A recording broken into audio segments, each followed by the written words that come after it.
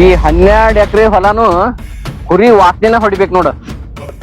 ನೋಡ್ಯಾರ ನೋಡ್ರಿ ಗೌಡ್ರ, ಈ ಲಕ್ಷ್ಮಿ ನಿಮ್ ಹೊಲ್ದಾಗ ಕಾಲ್ ಇಟ್ಟಾಳ ಅಂದ ಬಳಕ ಏನ ಈ ಬಂಗಾರ ತೂಕದ ಬೆಳೆನ ಬೆಳಿತೈತಿ. ಲಕ್ಷ್ಮವ್ ಕಾಲ್ ಇಟ್ಟು ಕಡಿಸಿ ಏನು ಕಡಿಮೆನ ಇಲ್ಲ ರೈತರಿಗೆ. ಈ ಭೂಮಿ ತಾಯಿ ಬಂಗಾರದಂತ ಬೆಳಿ ಕೊಡ್ತಾಳು, ಇಲ್ಲ ಇವ್ರ ತಂಗಿ ಬಂಗಾರದಂತ ಕೂಸಿಗೆ ಜನ್ಮ ಕೊಡ್ತಾಳು. ಏನಂದ್ರಿ ಗೌಡ್ರ? ಆ ಏನ್ ವಿಚಾರ ಮಾಡಕತ್ತೀರಿ ಗೌಡ್ರ?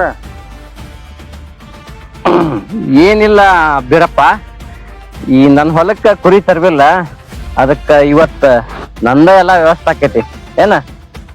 ಮತ್ತ್ಯಾಕ್ರಿ ಗೌಡ್ರ ಮಣ್ಣಾರ ಕೊಡ್ಸಿರಿ ಮತ್ ಒಳ್ಳೊಳ್ಳೆ ಅಂತ ಅಂದ್ರ ಅದ ಹೆಂಗ ಆದಿತ್ತ? ಗೌಡನ್ ಗತ್ತ ಅದ ಹೆಂಗ್ ಉಳಿಬೇಕ್ ಬೇಡ? ಆತ್ ತಗೊಳ್ರಿ, ಸಂಜೆ ಮುಂದ ನಾನಾರ ಬರ್ತೇನ್ರಿ. ಇಲ್ಲಿಕಂದ್ರ ನಮ್ ತಮ್ಮನಾರ ಸಂಗಣ್ಣ ಕೊಡ್ತಾನ್ರಿ ನಿಮ್ ಮನಿಗೆ. 3 ಮಂದಿ ಬಂದ್ಬಿಡ್ರಿ. 3 ಮಂದಿ ಬರಾಕ್ ಆಗೋದಿಲ್ರಿ, ಕುರಿಯಾಗ ಗಂಡ್ಕೊಳುದು ಮರಿ ಕುಡಿಸೋದು ಅದು ಬೇಕ್ರಿ. ನಿಮ್ ತಂಗಿ ಅಲ್ಲೇ ಇರ್ತಾಳಲ್ಲ?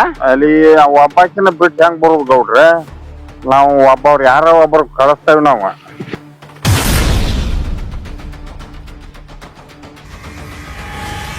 ನೋಡ್ರಿ ಗೌಡ್ರ. ಸರಿ ಸರಿ.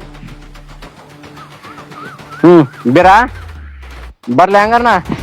ಅಲ್ರಿ ಗೌಡ್ರ, ಆ ಬಿಡಿಸಿದ ಹತ್ತಿನ ಒಯ್ದು ಬಿಡ್ಬೇಕ್ರಿ ಅದನ್ನ. ಎಷ್ಟು ಹತ್ತಿ ಹೊಲ ಎಲ್ಲ ಮುಗಿಲಿ, ಆಮೇಲೆ ಆಳು ಟ್ರ್ಯಾಕ್ಟರ್ ಕೂಡ ಕೊಟ್ಟು ಕಳಿಸ್ತಾನೆ ಏನ, ಅವಾಗ ಕಳ್ಸಿಕೊಡ್ರಂತ ತಿಳಿತಿಲ್ಲ. ಅಷ್ಟ ಮಟ ನಮ್ಮ ಅಂತಲೇ ಇಟ್ಕೊಳ್ಳೋಣ್ರಿ. ನಿಮ್ ಕಡೆನೆ ಇಟ್ಕೋರಿ. ಆಯ್ತು ತಗೋರಿ ಗೌಡ್ರ.